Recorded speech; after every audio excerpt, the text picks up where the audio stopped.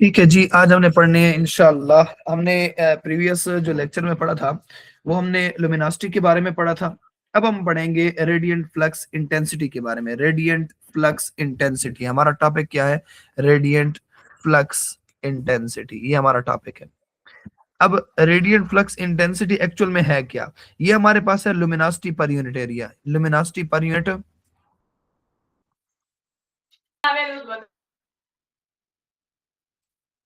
लुमिनोसिटी per unit area.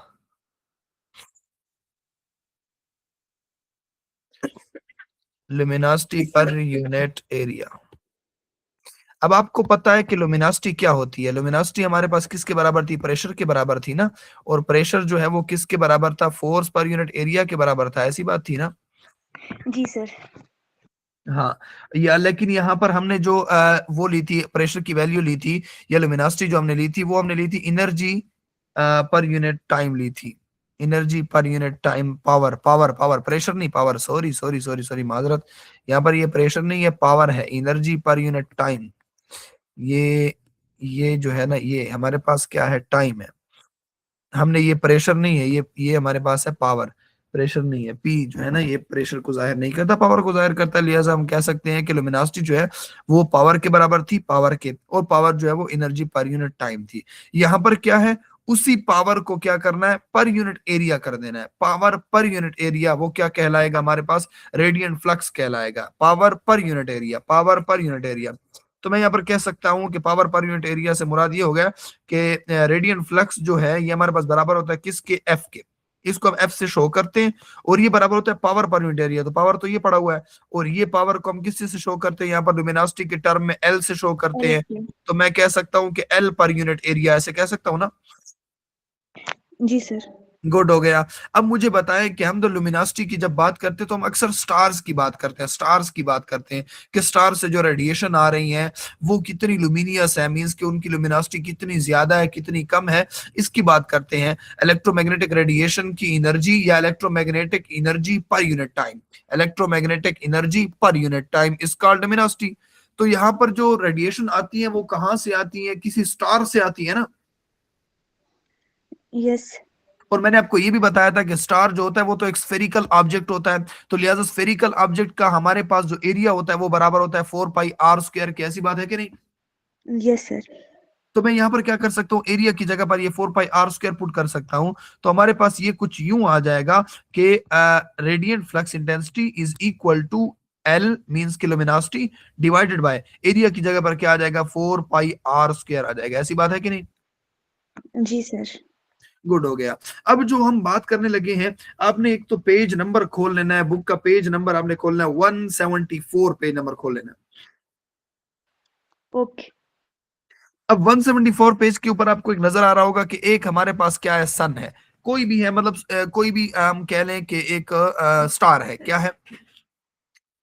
Star है। और star का हम कोई पोर्शन ले लेते हैं, मींस के जैसा कि मिसाल के तौर पे ये पोर्शन जो है उन्होंने लिया हुआ है। ये पोर्शन हमारे पास है जिसको उसने एरिया नाम दिया हुआ है ए का। कि इस पोर्शन को हमने लिया और इस पोर्शन को अगर हम मिलाएं सेंटर के साथ, तो सेंटर ये पड़ा हुआ है। तो ये पोर्शन जो है ऐसे सेंटर से जाके मिलता है ऐसे। ये ऐसे, ऐसे। क्लियर है बात? यस।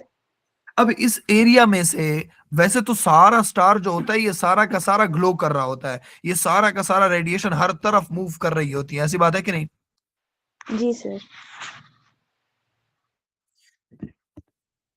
ये सारा हर तरफ, लेकिन हम सिर्फ इसका एक पोर्शन ले रहे हैं। हमने सिर्फ इस फार्मूले को समझने के लिए लिया है। अब उसके लिए देखिए, इस पोर्शन को अगर हम लें और इसको एक्सटेंड करें, दूर तक लेके जाए, क्योंकि स्टार हमसे बहुत दूर होते हैं, तो लिहाजा डिस्टेंस जब बढ़ाते हैं, देखे ना, ये सेम टू सेम ये लाइन आ रही है सीधी, ये जा रही है, ये आ रही है, ये सीधी जा रही है। ऐसी बात है कि नहीं?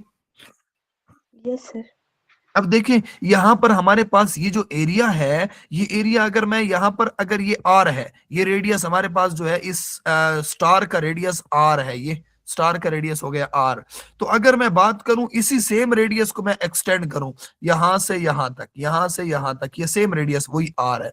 अब ये क्या हो गया? टोटल कितना एरिया हो गया? 2r का रेडियस हो गया ना। 2r का रेडियस, दूरी सेंटर से कितनी हो गई? 2r के बराबर हो गई। ऐसी बात है ना। जी सर। 2r के बराबर। तो आप देख सकती हैं कि यहां पर आप के अंदर, बुक के अंदर आप देखें, आपको जो है ना ऐसे नजर आएगा, कुछ 4 हिस्से नजर आएंगे। मतलब सेम एरिया, जो एरिया यहाँ पर था सरफेस के ऊपर, वो अब 4 गुना हो चुका है। कितना हो चुका है? 4 गुना बढ़ चुका है। 4 गुना बढ़ चुका है। हमने एक रेडियस इजाफा मतलब ऐड किया, तो हमारे पास क्या हो गया, वो जो लुमिनोसिटी पर यूनिट एरिया था वो अब 4 गुना बढ़ गया है। लुमिनोसिटी पर यूनिट एरिया का मतलब रेडियंट फ्लक्स हो गया। तो फ्लक्स जो है वो क्या हो रहा है, वो डिस्टेंस को बढ़ाने से 4 गुना बढ़ रहा है। 1 गुना नहीं, 2 गुना नहीं, 3 गुना नहीं, 4 गुना बढ़ रहा है।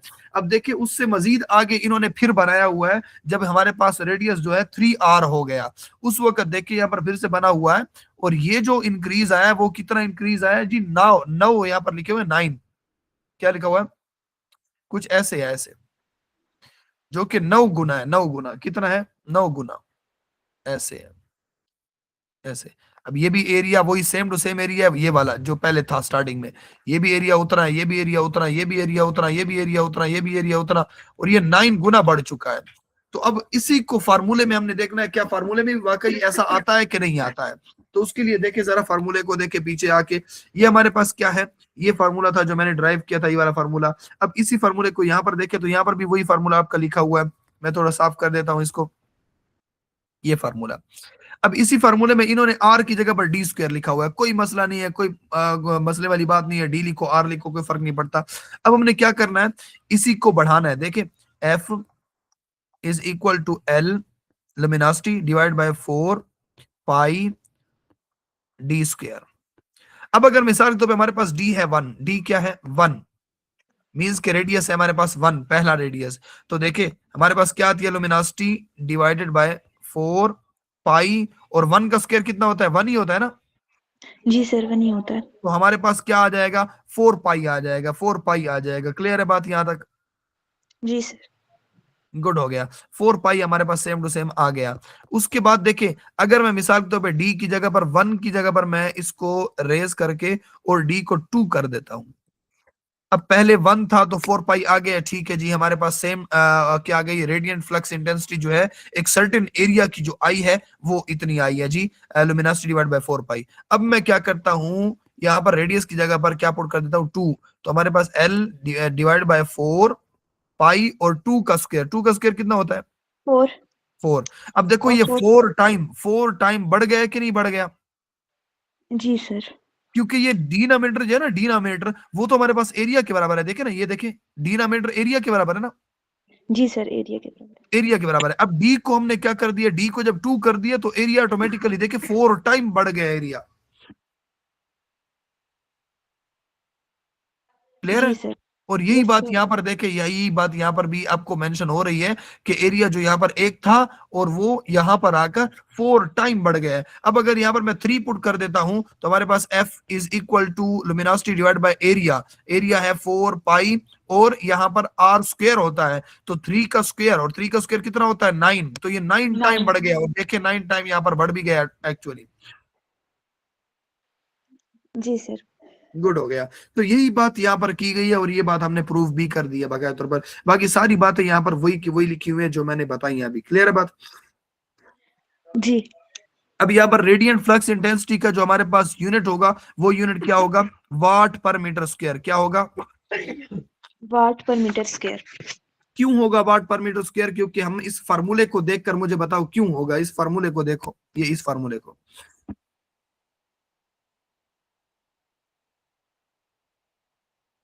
क्योंकि सर हमारे पास जो एल है वो हमारे पास इक्वल टू है वाट के, और हमारे पास जो एरिया है ना वो हमारे पास मीटर स्क्वायर के इक्वल है। जब ये अच्छा। ऊपर चला अब मुझे, जाएगा हमारे पास। Good good good good good, ये बात तो ठीक है। अब मुझे ये बताएं कि जो एल है उसका यूनिट वाट क्यों है? क्योंकि हमारे पास वो पावर डिवाइडेड बाय टाइम के इक्वल है, तो पावर की हमारे पास जो यूनिट होती है वो जाउल है, और टाइम का जो हमारे पास सेकंड है, तो जाउल पर सेकंड जो है हमारे पास वो वाट के इक्वल है। एनर्जी, एनर्जी, एनर्जी नहीं पर सर, यूनिट टाइम। नहीं नहीं, पावर नहीं था। Power is equal to energy per unit time. Power is equal to energy per unit time. जी ठीक है, ठीक है। और एनर्जी का यूनिट जाउल होता है, और जी पर ठीक यूनिट टाइम हो जाए तो वो पावर बन जाता है, और पावर जो है वो वाट के बराबर होता है। तो जो कि पावर वाट के बराबर है, और पावर खुद क्या है, लुमिनोसिटी ही है। है। Yes sir. हाँ, लुमिनोसिटी और पावर बराबर है ना, पावर और लुमिनोसिटी सेम बात है। तो यहाँ पर लुमिनोसिटी का यूनिट हो गया वाट, क्योंकि पावर का यूनिट वाट होता है, और डिवाइडेड बाय एरिया है, तो एरिया का यूनिट हो गया मीटर स्क्वायर, तो वही हमने यहाँ पर मेंशन किया हुआ है। आगे बढ़ते हुए इनवर्स स्क्वायर लॉ क्या कहते हैं, inverse square law, radiant flux flow. अब ये इनवर्स स्क्वायर लॉ का मतलब यही है, ये जो डिनोमिनेटर में डी स्क्वायर पड़ा हुआ है ना, ये डिनोमिनेटर में हमारे पास यहाँ पर देखें डी स्क्वायर ये। यस। अब आपको पता है इनवर्स स्क्वायर लॉ किसे कहते हैं, आपने जो है ना पहले भी पढ़ा था कि F is equal to G m1 m2 over R square, ऐसे था ना। Yes sir. तो इसमें हम क्या कहते हैं कि ये इनवर्स स्क्वायर लॉ है, क्यों, क्योंकि इसमें जो हम डिस्टेंस जितना बढ़ाते हैं उतना जो है हमारे पास क्या होता है, इनवर्सली इनवर्सली जो है वो फोर्स बढ़ती है, इनवर्सली फोर्स बढ़ती या कम होती है। क्योंकि यहाँ पर रेडियस की बात हो रही है, और ये इनवर्स में मतलब क्या है, इनवर्सली प्रोपोर्शनल है, तो हम कहेंगे कि अगर रेडियस बढ़ता है तो फोर्स कम होती है। अब रेडियस जो है वो स्क्वायर में पड़ा हुआ है, इसका मतलब स्क्वायर टाइम्स क्या होता है, उसमें चेंज आता है, स्क्वायर टाइम्स चेंज आता है। तो यहाँ पर भी वही सेम टू सेम बात है, यहाँ पर भी रेडियस ही है, मतलब दूरी ही है। तो रेडियस जो है हम अगर एक गुना बढ़ाए, दो गुना बढ़ाएंगे रेडियस, रेडियस की वैल्यू दो कर देंगे तो वो चार हो जाएगा, मीन के चार गुना उसमें चेंज आएगा। जैसा कि हमने यहाँ पर देखा भी कि एरिया में चार गुना चेंज आ रहा है, तो वो क्या है, इनवर्स स्क्वायर लॉ फिर उसे कहा जाता है, जो कि डिनोमिनेटर में जैसा कि यहाँ पर आपको नजर आ रहा है। तो इनवर्स स्क्वायर लॉ क्यों कहते हैं, उसकी मेन वजह सिर्फ यही है कि जैसे हम F is equal to G m over R square को इनवर्स स्क्वायर लॉ कहते हैं। क्यों कहते हैं, क्योंकि जब हम क्या करते हैं, आर की वैल्यू को चेंज करते हैं तो वो स्क्वायर टाइम्स फोर्स पे इफेक्ट करता है। बिल्कुल इसी तरीके से हमारे पास जो रेडियल क्या है, रेडियल फ्लक्स, रेडियल फ्लक्स जो है वो भी हमारे पास ऐसा ही है, सेम टू सेम, उसकी वैल्यू भी ऐसी स्क्वायर लॉ में आती है, luminosity divide by 4 pi r square. तो 4 पाई तो वैसे भी कांस्टेंट है, आर स्क्वायर को ही हमने सिर्फ लेना है, तो फिर भी ये देखिए आर स्क्वायर है, और ये वही हमारे पास क्या है, रेडियल फ्लक्स है। तो दोनों फिर भी इनवर्स में ही पड़े हुए हैं, और सेम सिचुएशन में पड़े हुए हैं, जैसा कि यहाँ पर फोर्स पड़ी हुई थी। क्लियर है बात। Yes sir. क्लियर है। इसीलिए इसे क्या कहते हैं, इनवर्स स्क्वायर लॉ कहते हैं। एरिया बिकम 4 टाइम, जब हम डिस्टेंस को डबल करते हैं तो एरिया जो है 4 टाइम बढ़ जाता है, इंटेंसिटी जो होती है वो 1/4 हो जाती है, मींस के वो 4 टाइम कम हो जाती है इंटेंसिटी। क्यों कम हो जाती है, क्योंकि एरिया बढ़ गया है। अब जो इंटेंसिटी, इंटेंसिटी का क्या मतलब होता है, इंटेंसिटी का मतलब होता है शिद्दत।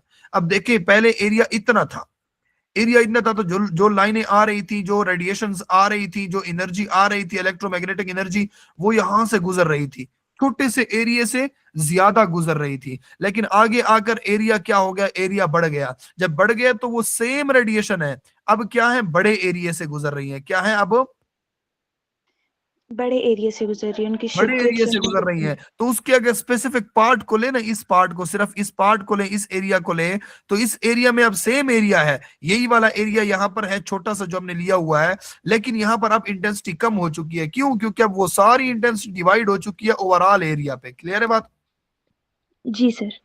तो इसलिए लिहाजा यहाँ पर क्या होती है, इंटेंसिटी फौरन कम हो जाती है जब आप आर को इंक्रीज करते हो। क्लियर है बात। जी सर। क्लियर है। गुड, आगे बढ़ते हैं जी। Point source explanation. अब यहां पर देखें, star can be treated as a point source. जो स्टार होते हैं, जो दूर दूर होते हैं, वो हम क्या करते हैं, उनको कंसीडर करते हैं पॉइंट सोर्स, क्योंकि वो बहुत दूर होते हैं, पॉइंट की तरह नजर आ रहे होते हैं, तो हम उसको पॉइंट सोर्स ही कंसीडर करते हैं।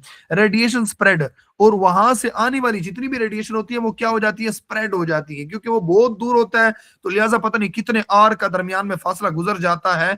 इतना दूर आते आते वो रेडिएशन क्या हो जाती है, बहुत ही ज्यादा फीकी पड़ जाती है, धीमी पड़ जाती है, उनकी इंटेंसिटी बहुत ज्यादा लो हो जाती है। क्यों, क्योंकि दूरी बहुत ज्यादा है, लिहाजा उसकी लुमिनोसिटी उतनी नहीं रहती, बल्कि वो बहुत धीमी पड़ जाती है। क्लियर है बात। Yes sir. अब जो जो इंक्रीज हो रहा है डिस्टेंस, उतना जो है इंक्रीज एरिया भी हो रहा है।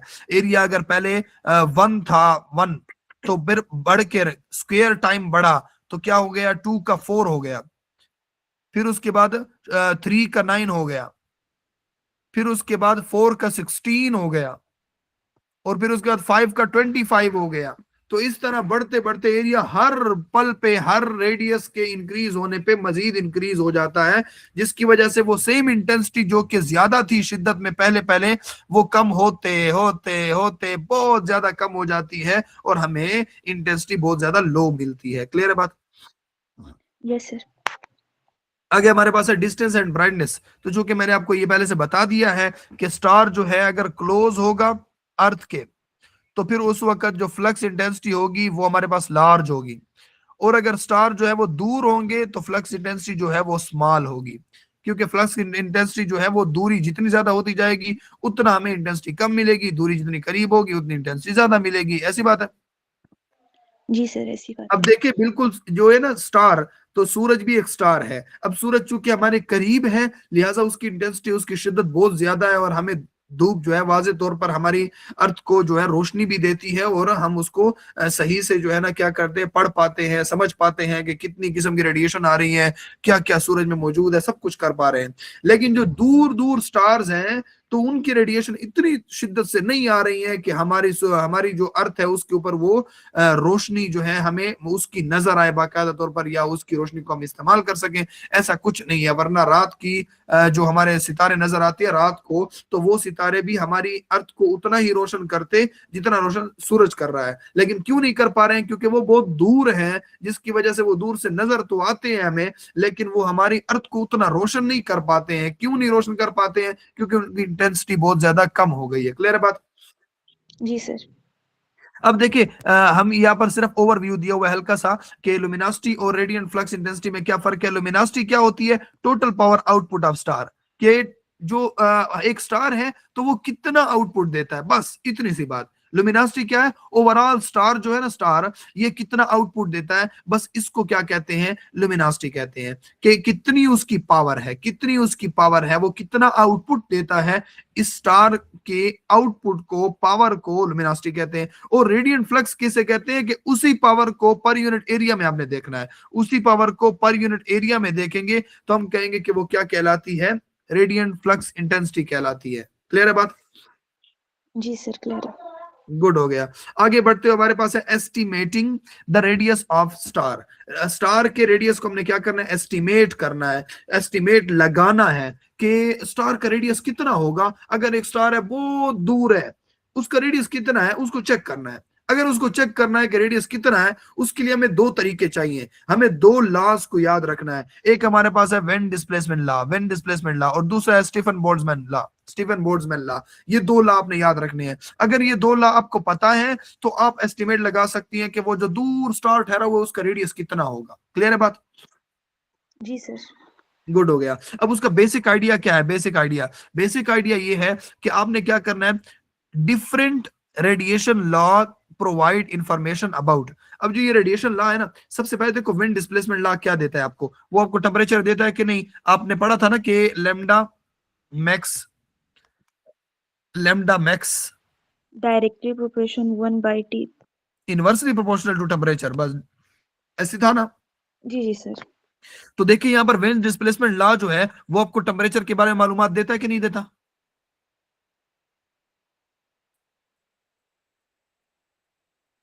विंड डिस्प्लेसमेंट लॉ आपको टेम्परेचर के बारे में बता रहा है कि नहीं बता रहा है? यहाँ पर जी जी सर, बता रहा है।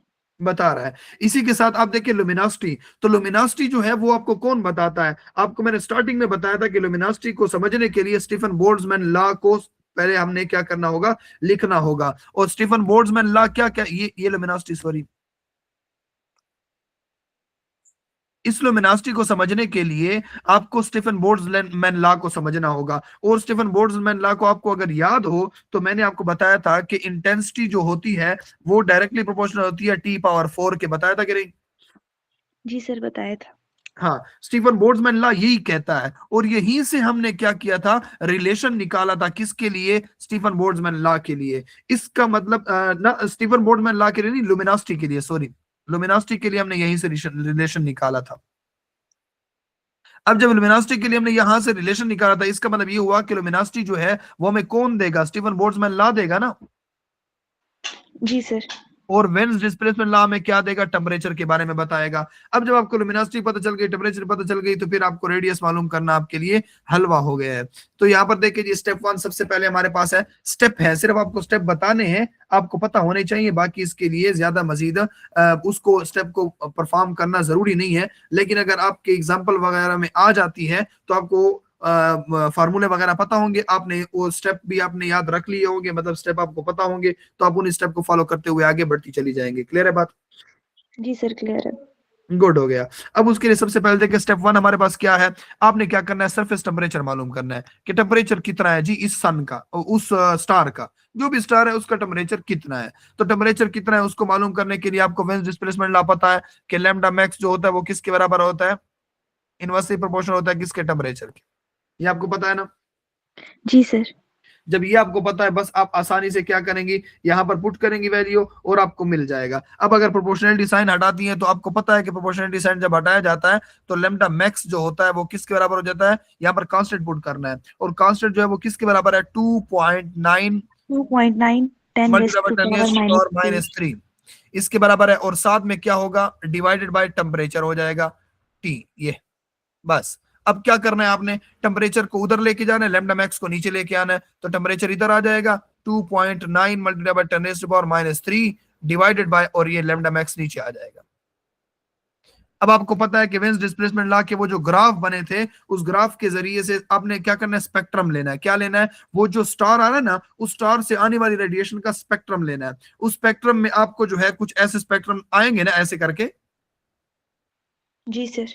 उसकी आपको लेम्डा मैक्स की वैल्यू ले लेनी है। आप लेम्डा मैक्स की वैल्यू ले लें, उस लेम्डा मैक्स की वैल्यू को यहां पर पुट करें और ऑटोमेटिकली आपको टेम्परेचर की वैल्यू मिल जाएगी, बस।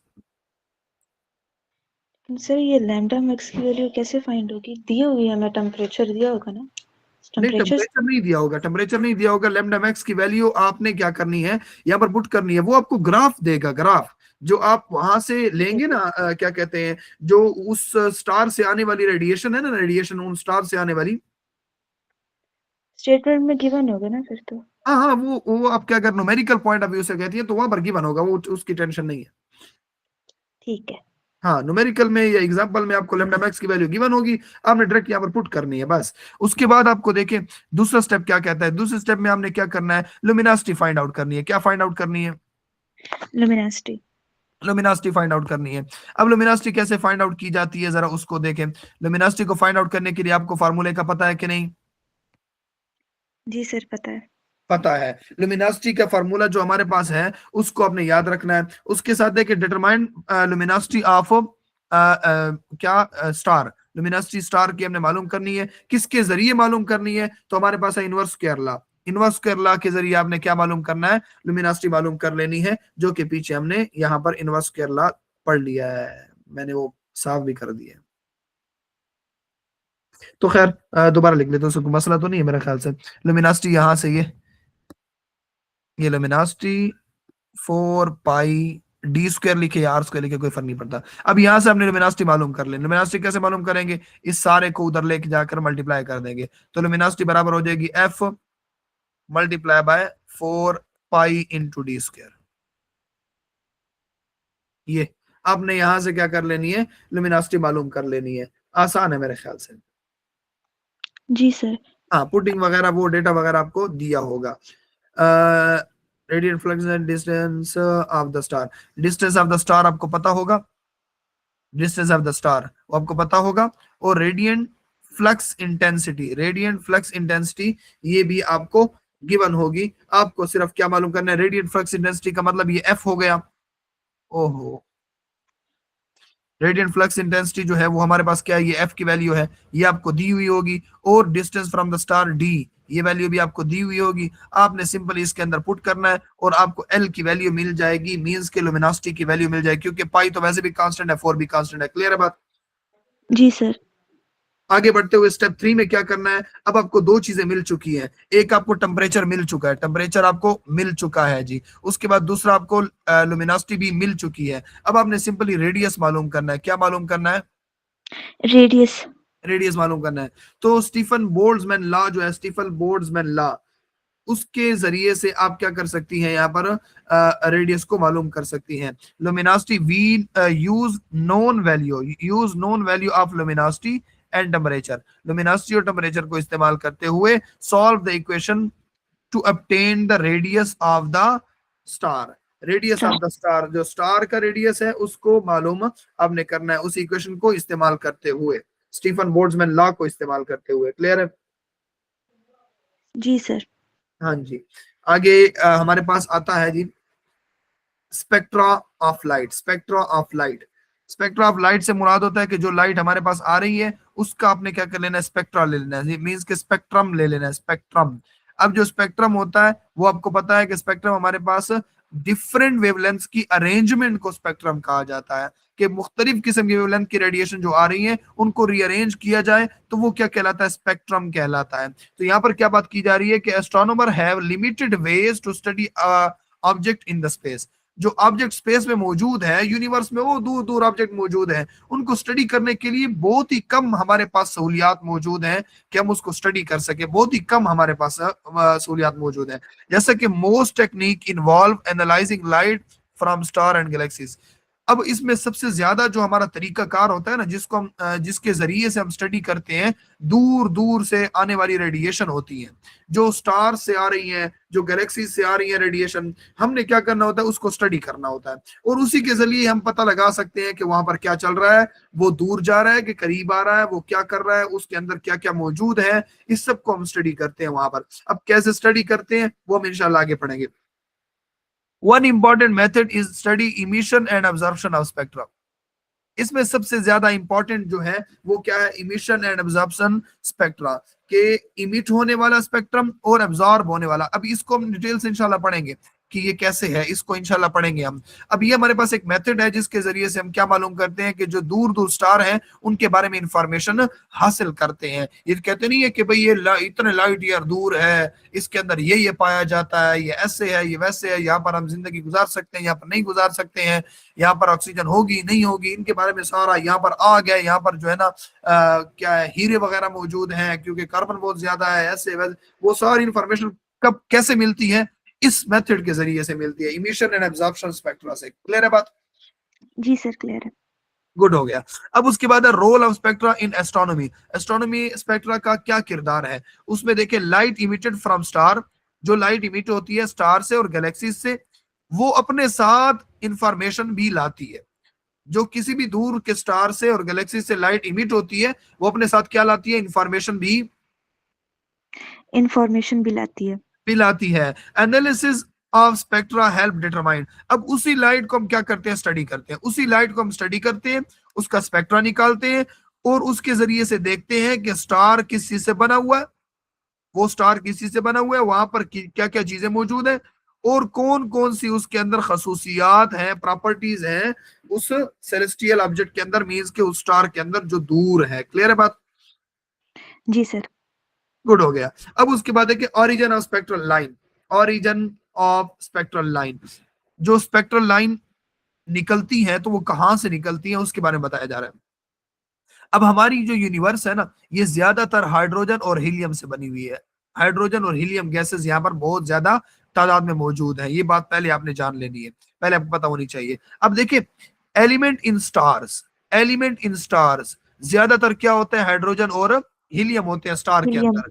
हाँ, स्टार के अंदर ज्यादातर हाइड्रोजन और हीलियम होता है। अब्सॉर्ब सर्टेन वेवलेंथ, और ये हीलियम और हाइड्रोजन क्या करते हैं, इनके खास खास वेवलेंथ ये अपने अंदर अब्सॉर्ब करते हैं, ज्यादा हर वेवलेंथ को अब्सॉर्ब नहीं करते हैं। अब मिसाल के तौर पे लाइट है ना, वो लाइट आ रही है, आगे हाइड्रोजन ठहरा हुआ है, तो हाइड्रोजन हर किस्म के वेवलेंथ को अपने अंदर अब्सॉर्ब नहीं करेगा, वो बस एक खास वेवलेंथ को अपने अंदर अब्सॉर्ब करेगा, बाकी को छोड़ देगा, क्योंकि उसके साथ उसका वास्ता ही नहीं है, या तो वो वेवलेंथ उनसे बहुत ऊपर है या बहुत नीचे है, तो उसने सिर्फ अपने लेवल की वेवलेंथ को अब्सॉर्ब करना है, बाकियों को अब्सॉर्ब नहीं करना। बात समझ में आ रही है?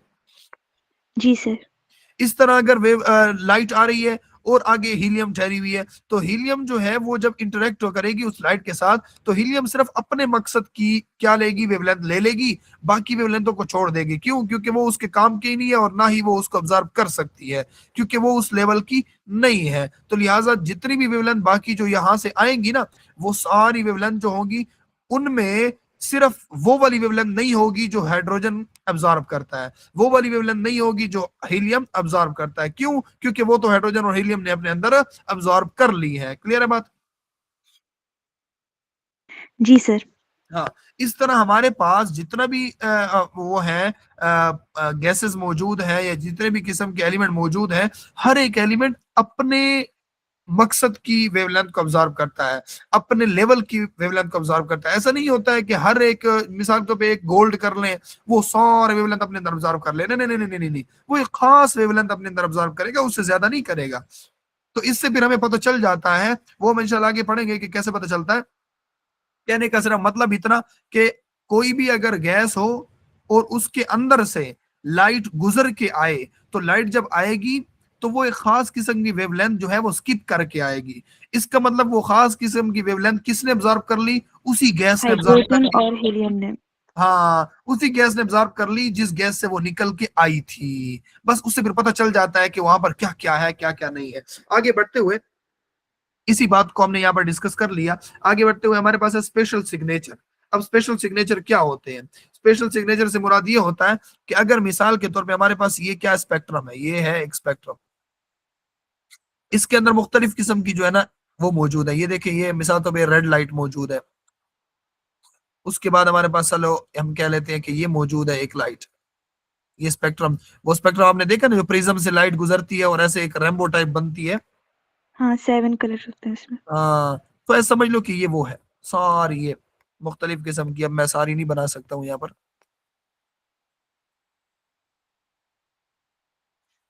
ये सारी ऐसे मौजूद है। अब इसमें जो ब्लू कलर है ना, ब्लू कलर उसको हमने एंड पे डालना था। खैर चलो, बस मिक्स अपनी तरफ से बस मैं बना रहा हूँ मैं सब समझाने के लिए आपको। तो यहाँ पर क्या है, आपको यहाँ पर जो सिग्नेचर की बात की जा रही है वो ये की जा रही है कि मिसाल के तौर पे सिग्नेचर का मतलब ये होता है कि अगर कोई भी एलिमेंट है, कोई भी एलिमेंट है, तो मैंने आपको बताया हर एक एलिमेंट अपने मकसद की वेवलेंथ को ऑब्जर्व करता है। मीन्स कि वो ऑब्जर्व करेगा जो उसका जो है ना मतलब लेवल, एनर्जी लेवल के दरमियान में जितना डिफरेंस होगा उसको ऑब्जर्व करेगा, हर एक को नहीं करेगा। तो अब अगर मिसाल के तौर पे हमें पता होता है कि हम क्या कर लेते हैं यहाँ पर, ये साइंसदानों ने पहले से ही किया हुआ है कि वो क्या करते हैं, लाइट को फॉल कराते हैं किसके ऊपर? हाइड्रोजन के ऊपर। और वो देखते हैं कि हाइड्रोजन सिर्फ इस लाइट को ऑब्जर्व कर लेता है। क्या कर लेता है? इस वेवलेंथ को, एक खास वेवलेंथ को वो अपने अंदर क्या कर लेता है? ऑब्जर्व कर लेता है। जब ऑब्जर्व कर लेता है तो वो वाली जगह काली रह जाती है। वो वाली जगह क्या रह जाती है? काली ब्लैक रह जाती है। हाँ, ब्लैक रह जाती है। मींस के वो जगह जो है वो स्किप हो गई। क्यों? क्योंकि हमारे हमने लाइट यहाँ पर फॉल कराई थी ना, मुख्तलिफ किस्म के रेडिएशन थे सारे फॉल कराई, हमें दोबारा स्पेक्ट्रम मिला। वो जब स्पेक्ट्रम मिला उसमें सारी लाइटें मौजूद थी, सारी हर किस्म की मौजूद थी। लेकिन ये वाली जगह जो है ना, ये वेवलेंथ, ये ब्लैक रह गई, ये स्पॉट ब्लैक रह गया। इसका मतलब ये वाली जो ब्लैक रह गया, ये तो हाइड्रोजन ने ऑब्जर्व कर लिया होगा, ऐसी बात है ना। जी सर। हाँ, तो यही मेन मकसद की बात थी। अब देखिए, हाइड्रोजन ने इसको ऑब्जॉर्ब कर लिया। क्यों ऑब्जॉर्ब कर लिया? क्योंकि वो उसके मकसद की वेवलेंथ थी, वो उसने ऑब्जॉर्ब कर ली। अब जब ऑब्जॉर्ब कर ली तो हाइड्रोजन जो है वो एक्साइटेड स्टेट में चला गया, मींस के एक्साइट हो गया। अब इस तरह जब दूसरी मर्तबा हीलियम को देखा, तो हीलियम ने ये वाली लेंथ ऑब्जॉर्ब नहीं की, बल्कि उसने ये वाली वेवलेंथ ऑब्जॉर्ब की, दूसरी। तो हमें पता चल गया कि हीलियम हमेशा कौन सी वेवलेंथ ऑब्जॉर्ब करेगा? ये वाली वेवलेंथ ऑब्जॉर्ब करेगा। ये हमें पता चल गया है ना। जी सर। इस तरह हम जिस भी एलिमेंट के ऊपर, जिस भी एलिमेंट, कार्बन है, नाइट्रोजन है, जिस भी एलिमेंट के ऊपर जब हम क्या करते थे, इलेक्ट्रोमैग्नेटिक रेडिएशन सारी फॉल कराते थे, तो वो एक खास किस्म की वेवलेंथ अपने अंदर ऑब्जॉर्व कर लेता, बाकी छोड़ देता। तो हमें हर एक का पता चल गया, हर एक का पता चल गया कि ये वाला एलिमेंट ये वाली वेवलेंथ ऑब्जॉर्व करता है, ये वाला एलिमेंट ये वाली वेवलेंथ ऑब्जॉर्व करता है, ये वाला वेवलेंथ एलिमेंट जो है वो ये वाली वेवलेंथ ऑब्जॉर्व करता है। तो ये सारों का जब पता चल गया तो इसे हम कहते हैं सिग्नेचर स्पेक्ट्रा। क्या कहते हैं? Signature spectra. हाँ, ये हमारे पास स्पेक्ट्रल सिग्नेचर है। ये क्या है? ये हमें बताता है कि अगर ये वाली वेवलेंथ अब्जॉर्ब हुई पड़ी है तो इसका मतलब ये जरूर बजरूर किसने अब्जॉर्ब की होगी? हाइड्रोजन ने अब्जॉर्ब की होगी, या जरूर बजरूर हीलियम ने अब्जॉर्ब की होगी। क्यों? क्योंकि हीलियम यही अब्जॉर्ब करता है, बाकी अब्जॉर्ब करता ही नहीं है। क्लियर है बात? जी सर। अब ये सिग्नेचर की बात समझ में आ गई। यस आ गई समझ। गुड, माशाल्लाह। अब उसके बाद हमारे पास है अब्जॉर्प्शन एंड इमिशन। सर फिर ये दो ही हैं एलिमेंट, और नहीं हो सकते? नहीं, और भी हो सकते हैं, कार्बन, नाइट्रोजन, ऑक्सीजन, जितने भी हैं आप करती जाओ ना। ये तो हमारे पास ज्यादातर दो ही पाई जाती हैं, हाइड्रोजन और हीलियम। बाकी अगर हो भी सही तो हमें पहले से पता है, सबका हमें पहले से पता है कि भाई कौन सी जो है ना कौन सा एलिमेंट कौन सी रेडिएशन अपने अंदर ऑब्जॉर्व करता है, वो हमें पता है पहले से, जी ठीक है। क्योंकि हमने उसके बारे में टेस्टिंग की होती है। हमें पता होता है कि कौन कौन सी जो है ना यहाँ पर अभी वेवलेंथ वो ऑब्जर्व कर रहा है, तो हमें पहले से उसके सारे सिग्नेचर हमारे पास पहले से मौजूद होते हैं। फिर हम क्या करते हैं, स्टार की जो रेडिएशन आ रही है उस रेडिएशन को हम क्या करते हैं, प्रिज्म में से गुजारते हैं। जब प्रिज्म में से गुजारते हैं तो रेडिएशन हमारे पास स्पेक्ट्रा बन के आ जाता है। जब स्पेक्ट्रा बन के आ जाता है तो स्पेक्ट्रा में कोई ना कोई एक वेवलेंथ गायब होती है। जब एक वेवलेंथ गायब होती है, दो होती है, तीन होती है, चार होती है, तो जितनी भी वेवलेंथ गायब होती है ना, तो हम कहते हैं ओहो ये तो तीन वेवलेंथ गायब है। अब ये कौन कौन सी वेवलेंथ है, ये वो वेवलेंथ है, वो ये तो वो वेवलेंथ है जो हाइड्रोजन जो है अपने अंदर ऑब्जॉर्व कर लेता है। लिहाजा इस स्टार के ऊपर कौन मौजूद है, हाइड्रोजन भी मौजूद है। फिर हम देखते हैं ओहो ये तो क्लोरीन जो है अपने अंदर ऑब्जॉर्व कर लेता है, लिहाजा उस स्टार के ऊपर कौन मौजूद है, क्लोरीन भी मौजूद होगा। अंदाजा लगाया जा रहा है, क्यों? क्योंकि क्लोरीन ही वो ऑब्जॉर्व करता है, और कौन ऑब्जॉर्व करेगा, ऐसी बात है ना। जी जी ठीक है। क्लियर है बात? हाँ जी क्लियर है। खत्म ना कर दें आज, तो थोड़ा सा रहता है, थोड़ा तो नहीं है, खैर बहुत ज्यादा रहता है। एक, सर दो, लेकिन ये तीन। चैप्टर अजीब सा है, मतलब क्या अजीब सा है? थोड़ा न्यू सा है ना, पहले पहले कभी नहीं पढ़ा था इतना खास डीप। हाँ ये डीप बहुत है, हाँ ये बात तो है। फिर ऐसा करते हैं, खैर है, ये बोझ नहीं बढ़ाते इतना ज्यादा, इतना बोझ नहीं बढ़ाते। बस यहाँ से फिर इंशाल्लाह नेक्स्ट नेक्स्ट क्लास में पढ़ेंगे। Absorption of spectra are inverse to each other, wavelength of absorption line same as emission line. अब ये बात जो है ना, ये बात ये फिर पूरा टॉपिक है एक किस्म का, ये जो है ना ये वाली बात, ये वाली बात, ये पूरा एक लंबा टॉपिक है, इसको छेड़ना पड़ेगा फिर। एब्जॉर्प्शन स्पेक्ट्रा क्या होता है और इमिशन स्पेक्ट्रा क्या होता है, इसको समझाना पड़ेगा, तो ये लंबी सी कहानी है। तो खैर है, हम आज इसको जाने देते हैं, वरना मेरा दिमाग ही बना हुआ था कि आज इसको खत्म ही करना है, लेकिन चलो खैर है, कोई नहीं, क्योंकि सैटरडे है, आपको ज्यादा तंग नहीं करते हम। यहाँ से फिर इंशाल्लाह पढ़ेंगे, ये बात याद रखना है, यहाँ से पढ़ेंगे इंशाल्लाह नेक्स्ट। सर वो कल आपने ब्लैक बॉडी के बारे में नहीं बताया, तो वो थोड़ा समझाते फिर। हाँ, ब्लैक बॉडी के बारे में क्या समझाना है जी। ब्लैक बॉडी हमारे पास एक ऐसी बॉडी है, ब्लैक बॉडी सिंपल अल्फाज में ऐसी बॉडी है, यहाँ पर मैं वो कर देता हूँ कि ब्लैक बॉडी हमारे पास एक ऐसी बॉडी होती है जो ऑल टाइप ऑफ रेडिएशन को अपने अंदर अब्जॉर्ब कर लेती है। अब देखें, मिसाल के तौर पे, मिसाल तो मैं कहता हूँ ना कि अगर एक हमारे पास ऑब्जेक्ट ये पड़ा हुआ है, इसके ऊपर अगर सफेद लाइट, मिसाल तो सफेद नहीं, मैं कहता हूँ रेड, ये इसको मैं रेड बना ही देता हूँ ऐसे। जब मैं इसके ऊपर रेड लाइट को फॉल कराता हूँ ना, रेड लाइट को, तो ये चीज मुझे रेड नजर आने लगती है, ऐसी बात है ना। जी सर। अक्सर ऐसा होता है, ये रेड नजर आने लगती है। उसके बाद अगर मैं इसी ऑब्जेक्ट के ऊपर क्या करता हूँ, ये वाली लाइट फॉल कराता हूँ, इसका अनफॉर्चुनेटली मुझे नाम नहीं आता, ये कौन सा कलर है, पर्पल है। पर्पल है, इंग्लिश में नहीं आता है ना। तो ये पर्पल जो है, अगर मैं इसके ऊपर फॉल कराता हूँ तो ये पर्पल शो होने लगता है, ऐसी बात है कि नहीं। जी सर। अब शादियों पे अक्सर गई होती है, वहां पर येलो कलर की लाइट जल रही होती है, जिसकी वजह से आपका चेहरा भी येलो नजर आता है, ऐसा होता है कि नहीं। जी जी सर। तो मुझे बताएं कि जब हमारे पास ये जो रोशनी होती है, बल्ब, ये बल्ब क्या करता है, all type of radiation means के जितने भी विजिबल लाइट है ना, विजिबल लाइट, उसकी तमाम वेवलेंथ ये क्या करता है, छोड़ता है। Wavelength, all type of wavelength इसके अंदर मौजूद होती है। तो अगर मिसाल के तौर पे कोई बॉडी है, कोई भी चीज है जो रेड है, उसकी अपनी नेचर रेड है, तो क्या होगा, उसके अंदर वो लाइट उसके ऊपर फॉल करेगी, वो जो चीज है वो उस लाइट को ऑब्जॉर्व करेगा, और जो रेड लाइट है ना उसको वो ऑब्जर्व नहीं करेगा। क्यों? क्योंकि वो उसके मकसद की नहीं है, ऑब्जर्व नहीं करेगा, तो हमें वो चीज रेड नजर आती है। जैसा कि मिसाल के तौर पे हमारे आसपास जितनी भी चीजें हैं, हर एक चीज का अलग अलग कलर है। क्यों अलग अलग कलर है? लाइट तो देखिए सारी पड़ रही है ना, अब सारी पड़ रही है, उसमें वो कुछ ऑब्जर्व कर सकता है, कुछ नहीं कर सकता है। जब नहीं कर सकता है तो वो चीज हमें वैसी नजर आने लगती है कि ये जो है ना रेड नजर आ रहा है। क्यों रेड नजर आ रहा है? क्योंकि इसने रेड को ऑब्जर्व किया, बाद में इमिट कर दिया। क्लियर है बात? जी सर। मैं ज्यादा गहराई में इसके नहीं जाऊंगा, वरना इसकी गहराई में बहुत ज्यादा लंबी कहानी है, वो मैं उस तरफ नहीं जाना चाहता हूँ।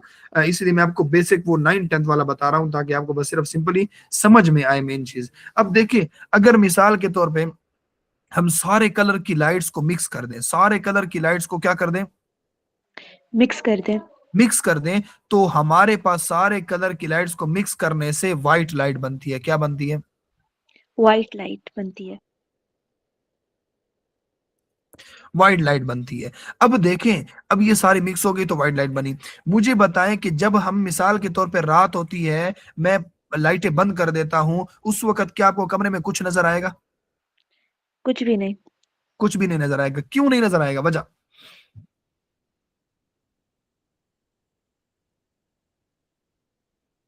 वजह बताएं, वजह। अंधेरा होता है। अंधेरा नहीं होता है, लाइट नहीं होती है। जी, जी, लाइट नहीं होती। लाइट नहीं होती है। अब मुझे बताएं, जब लाइट आ जाती है तो हमें वो क्यों नजर आता है?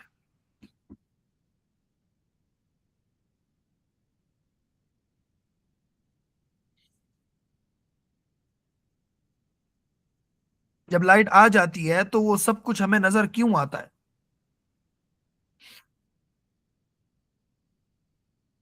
जल्दी बताएं।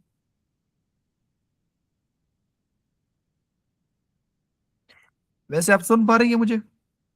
जी, जी सर, सुन पा रही हूँ, सोच रही थी। सर वो लाइट जो है ना, वो पहले उस ऑब्जेक्ट पे चला जाता है, तो वो उसे ऑब्जर्व कर लेता है, फिर उसे इमिट कर देता है, तभी हमें उसकी एग्जैक्ट कलर और फिर हमें दिखाई देता है। अब देखिए, यहां पर देखिए, मैं अगर बेसिक बताऊं, बेसिक, तो लाइट उस ऑब्जेक्ट से टकरा कर वापस आपकी आंखों में आती है और आपको वो चीज नजर आती है। ऐसी बात है ना? रिफ्लेक्ट हो जाती है। ऐसी बात है कि नहीं? जी, जी, ये ऐसी बात ही है।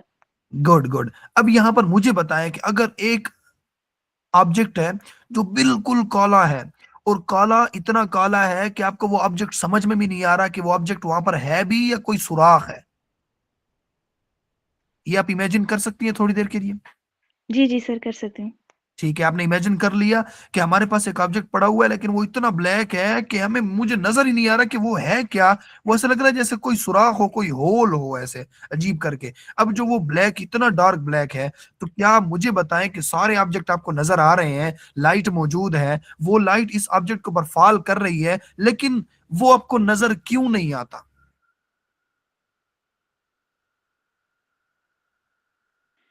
क्योंकि वो लाइट जो है ना, उससे रिफ्लेक्ट बैक होके मेरी आंखों तक नहीं आता। गुड। तो रिफ्लेक्ट बैक क्यों नहीं होती लाइट? उसके ऊपर पड़ तो रही है, लेकिन रिफ्लेक्ट बैक क्यों नहीं होती? क्योंकि वो ब्लैक कलर है।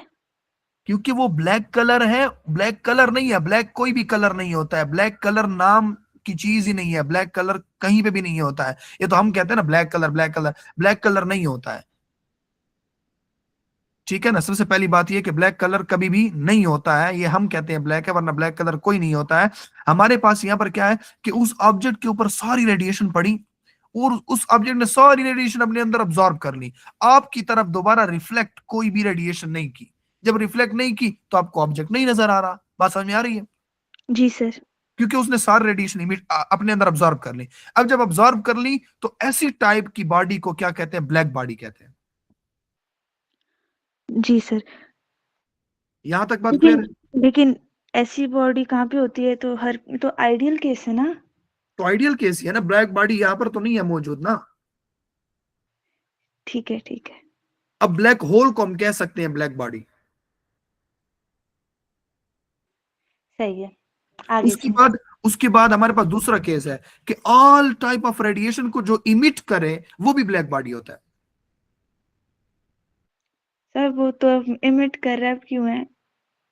मुझे बताएं कि मैंने आपको बताया ना कि ब्लैक कोई कलर नहीं है, तो जहन में कलर को नहीं रखना आपने, कि जो बॉडी ब्लैक होगी तो वो जो है ना ब्लैक बॉडी होगी। ऐसे नहीं होता। मैंने आपको कहा है पहले पहले कि कलर आपने जहन में नहीं रखना कि ब्लैक कोई कलर होता है। कोई कलर नहीं होता है ब्लैक। क्लियर है बात? जी सर। साइंस के पॉइंट ऑफ व्यू में, फिजिक्स के पॉइंट ऑफ व्यू में कोई ब्लैक कलर नहीं होता है। अब ब्लैक बॉडी की दो डेफिनेशन है। एक ये कि वो all type of light, all type of electromagnetic radiation को अपने अंदर अब्सॉर्ब करे। एक ये, वो मैंने आपको बता दी तफसीलन। उसके बाद ब्लैक बॉडी वो भी होती है जो ऑल टाइप ऑफ रेडिएशन को क्या करे? इमिट भी करे। जी सर, हो गया। तो मुझे बताएं कि इस यूनिवर्स में आपको कहाँ ऐसी चीज है जो वाज़े तौर पर नजर आ रही है, जो ऑल टाइप ऑफ रेडिएशन आपको इमिट करती है, आपकी तरफ भेजती है। सर हर वो चीज जो मुझे दिख रही है, वो किसकी वजह से दिख रही है? क्योंकि वो ऑब्जर्व होती है लेकिन फिर रिफ्लेक्ट बैक हो जाती है। लेकिन वो सारे टाइप की रेडिएशन तो ये रिफ्लेक्ट बैक नहीं करता ना। अब रेड कलर है नहीं तो वो नहीं रेड नहीं कलर करती की है। वेवलेंथ ही सिर्फ रिफ्लेक्ट बैक करेगा, तो वो तो ब्लैक बॉडी ना हुआ, क्योंकि वो तो सिर्फ रेड कलर रिफ्लेक्ट कर रहा है।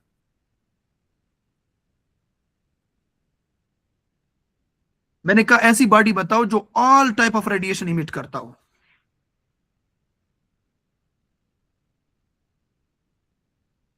जल्दी करो, सर मुझसे रोटी खा गया सारी।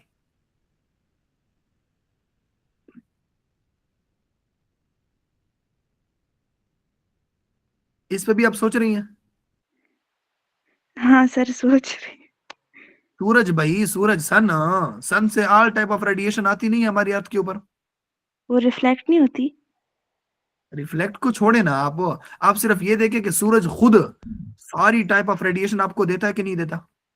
सर वो तो देते हैं, लेकिन आपने ये कहा कि वो रिफ्लेक्ट बैक नहीं होती, वो सारी हम इमिट ऑब्जर्व नहीं करता, वो सारी हम तक भेजता है। हाँ, तो ये इमिट ही तो कर रहा है, एब्जॉर्ब तो नहीं कर रहा है, ये इमिट कर रहा है। ठीक है ओके। हाँ, एक ब्लैक बॉडी होती है जो इमिट करती है रेडिएशन, और एक ब्लैक बॉडी होती है जो सारे टाइप के रेडिएशन को एब्जॉर्ब करती है। सही है। सर हाँ, ये ब्लैक कलर क्यों नहीं होता? ब्लैक कलर इसलिए नहीं होता है क्योंकि ये सारे कलर जो बॉडी अपने अंदर अब्जॉर्ब कर रहती है, उस बॉडी को हम क्या कहते हैं? ब्लैक कहते हैं। इसका मतलब ये होता है कि ब्लैंक, ब्लैंक मतलब कुछ भी नहीं आना वापस, ब्लैंक, खाली। ये मैंने खुद से बनाया, खैर ब्लैंक मैंने खुद से बनाया है। ब्लैक पता नहीं ब्लैंक होगा नहीं होगा, लेकिन मेरे कहने का मतलब ये कि वहां से कोई रिफ्लेक्शन नहीं आनी, कोई लाइट दोबारा रिवर्स बैक नहीं आनी, तो लिहाजा उसे ब्लैक कहा जाता है। ये जो हमारा, ये जो हम इस्तेमाल करते हैं आम जिंदगी में, जो ब्लैक कलर होता है, ये वो ब्लैक कलर नहीं है। ठीक है सर ओके। ठीक है ना? ये जो है ना, इससे तो रिफ्लेक्शन तो होती है ना। आपको नजर आ रहा होता है कि मोबाइल का कवर जो है वो हमारे पास क्या है? ब्लैक कलर का है, नजर आ रहा है। लेकिन वो जो ब्लैक बॉडी होती है ना, वो नजर भी नहीं आती है ना, मसला ये है। ठीक है सर, हो गए, क्लियर हो गए। गुड गुड गुड, ठीक है जी, इंशाल्लाह मिलते हैं। तब तक ठीक के है। लिए अपना ख्याल रखें। जज़ाकल्लाह, अस्सलाम अल्लाह वालेकुम। हाफिज। अल्लाह हाफिज।